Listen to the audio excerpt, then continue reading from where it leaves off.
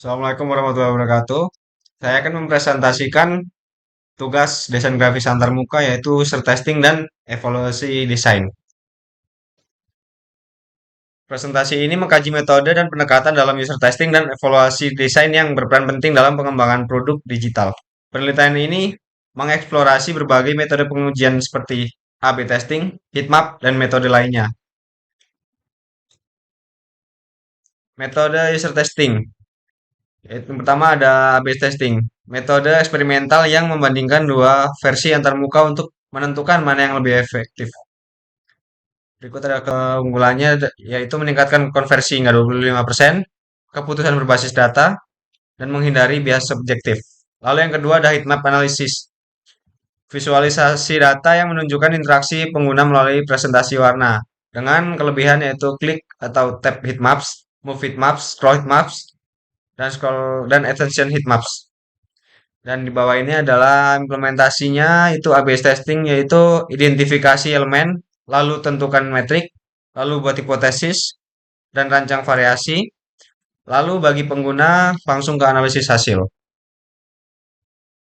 Lalu selanjutnya ada usability testing, yaitu evaluasi produk dengan pengguna representatif untuk mengidentifikasi masalah penggunaan.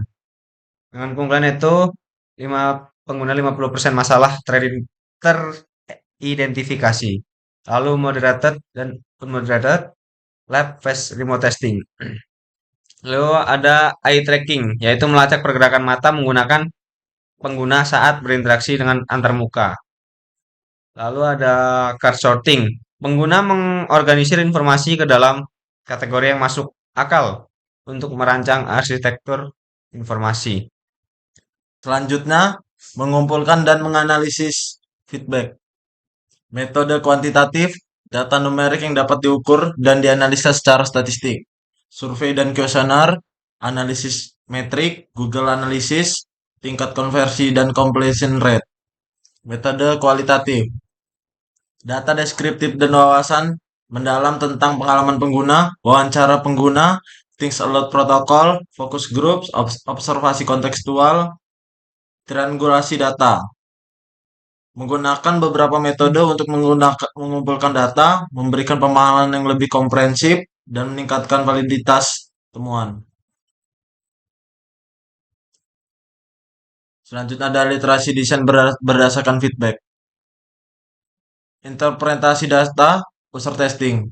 Pemahaman kontekstual, memahami konteks pengguna produk, segmentasi pengguna, mengelompokkan berdasarkan karakteristik relevan. Prioritas masalah, berdasarkan frekuensi, keparahan, dan dampak. Identifikasi pola dan tren, analisis tematik, identifikasi tema dalam data kualitatif, analisis komparatif, perbandingan antara segmen pengguna, analisis longitudinal, pelacakan perubahan seiring waktu, penerjemahan feedback menjadi solusi, desain workshop, kolaborasi tim untuk mengembangkan solusi berdasarkan feedback pengguna. Desain sprint metodologi melibatkan stakeholder beragam dari masalah ke solusi dalam waktu singkat. Prototyping dan literasi. Cara berpikir dengan tangan-tangan untuk eksplorasi solusi. Versi awal solusi desain, prototyping secara paralel, refinement berdasarkan feedback. Desain pattern dan guidelines.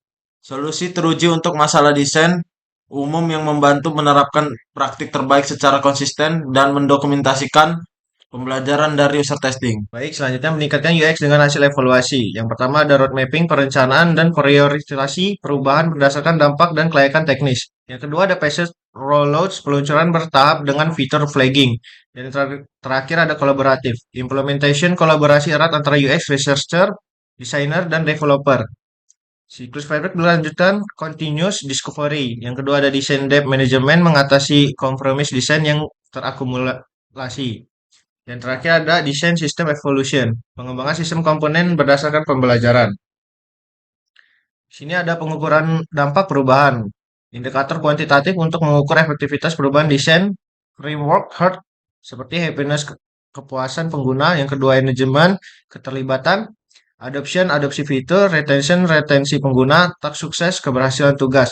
Pengumpulan data dapat implementasi penuh, dampak jangka pendek dan panjang, efek tidak terduga, dan yang terakhir kombinasi metode kuantitatif dan kualitatif.